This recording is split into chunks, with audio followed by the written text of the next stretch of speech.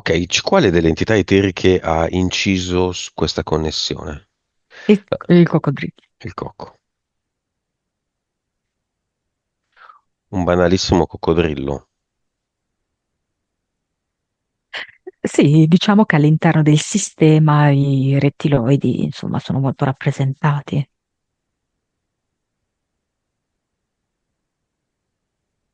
I rettiloidi che spingono Trump? per esempio. E il leone che spinge la Cina? Eh, Qual è il paese con gli insettoidi invece? ma allora, gli insettoidi chiaramente ci sono dappertutto, eh. Cioè tutte queste entità eteriche sono presenti dappertutto, poi magari alcune dominano maggiormente, no? Ehm, L'Africa la vedo proprio dominata L'Africa. così da un ragno, sì. Ma Da un cioè, ragno proprio molto, che desidera molto la guerra, gli scontri, i combattimenti. e invece i falconiformi? Dalla compagine leoni, insomma, felinoidi? Però vedi, il falconiforme lo vedo anche, per esempio, in Germania, no? Mhm. Che già, mm, L'aquila. Mm. esatto. Ehm, mm,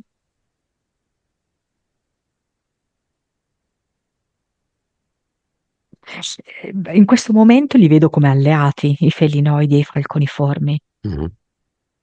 Quindi li vedo verso l'Oriente. La vedi verso l'Oriente, eh? Sì, questa compagine così felinoidi falconiformi la vedo solida verso la zona orientale. E l'Iran cos'ha? Che entità ha? Mm.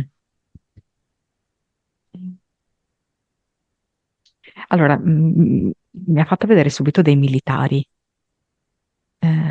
quindi sicuramente anche qua ci sono dei rettiloidi.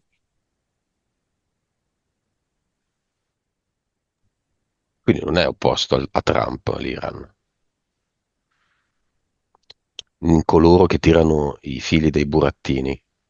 Ma no, È tutta la stessa cioè roba. qui ma il problema sono i popoli, poi i governanti non sono opposti fra di loro, assolutamente.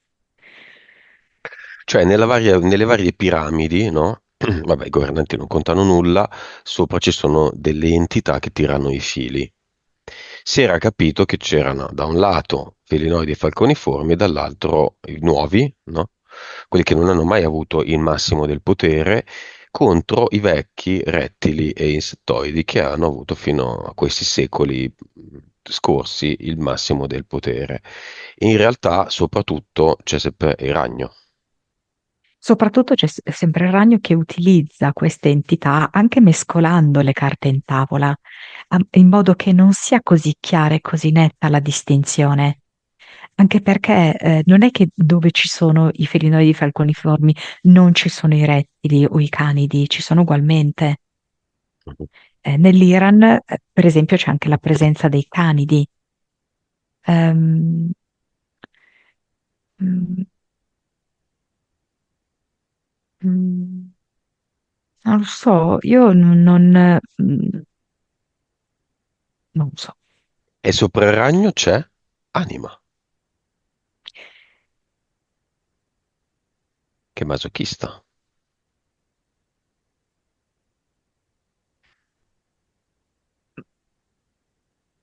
Cioè, dal punto di vista di noi umani, questo è masochismo, no?